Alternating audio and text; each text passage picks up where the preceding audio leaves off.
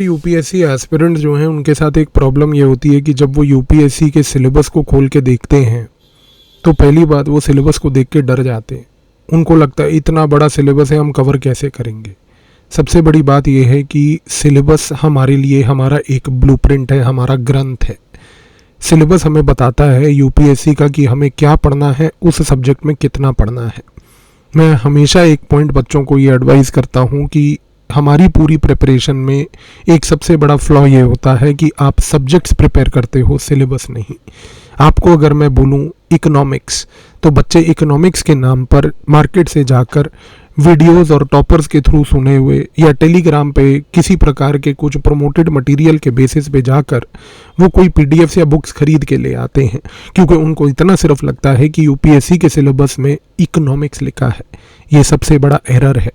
आपके सिलेबस में यूपीएससी ने स्पेसिफिक टॉपिक्स दिए हैं, वो क्वेश्चंस इन टॉपिक से ही पूछेगा। 2026 के एग्ज़ाम में एक बहुत बड़ा गेम यूपीएससी ने जो खेला है वो ये है कि उसने प्रीलिम्स और मेंस के बीच की डिस्टिंक्शन को कम्प्लीटली इरोड कर दिया।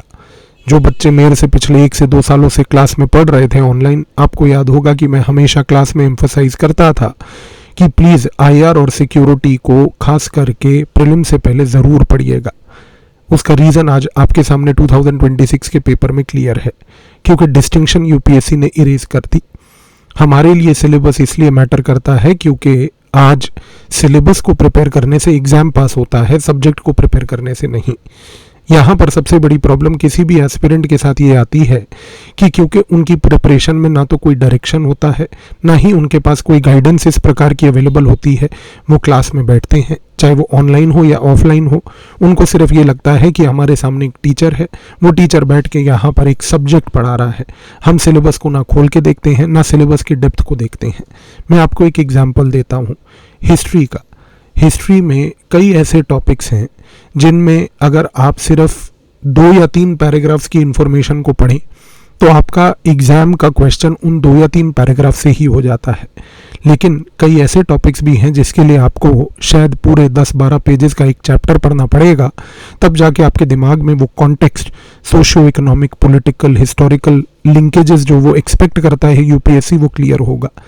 एक प्रॉब्लम बिना सिस्टम के प्रिपरेशन में ये आती है कि जहाँ पर आपको 2 या 3 पैराग्राफ पढ़ने थे और जहाँ पर आपको 15 से 20 पेज पढ़ने थे, आप दोनों को सेम समझते हो। ये प्रॉब्लम इसलिए आती है क्योंकि आपके प्रिपरेशन में आपको कोई गाइड करने वाला नहीं होता, आपके प्रिपरेशन में आपको कोई बताने वाला नहीं होता कि आपको किस चीज़ को कितने डेप्थ में पढ़ना है। हम सोचते हैं कि कोई भी बुक अगर हमने खरीद ली, वो बुक को पूरा पढ़ना मतलब हमारा यूपीएससी का एग्ज़ाम निकल जाएगा।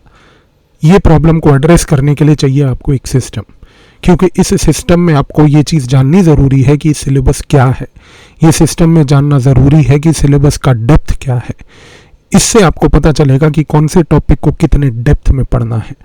इस सिस्टम को मैं आपको सिखाना चाहता हूँ और मैं आपके साथ इस सिस्टम में वर्क करना चाहता हूँ, ताकि आप इस सिस्टम को समझ के अपने 2027 के एग्ज़ाम को कॉम्प्रोमाइज़ मत करें। और ये सिस्टम आपके लिए बिल्कुल फ्री है। आप इस सिस्टम के लिए रजिस्टर कीजिए। इस वीडियो के डिस्क्रिप्शन में आपको उसका लिंक मिलेगा।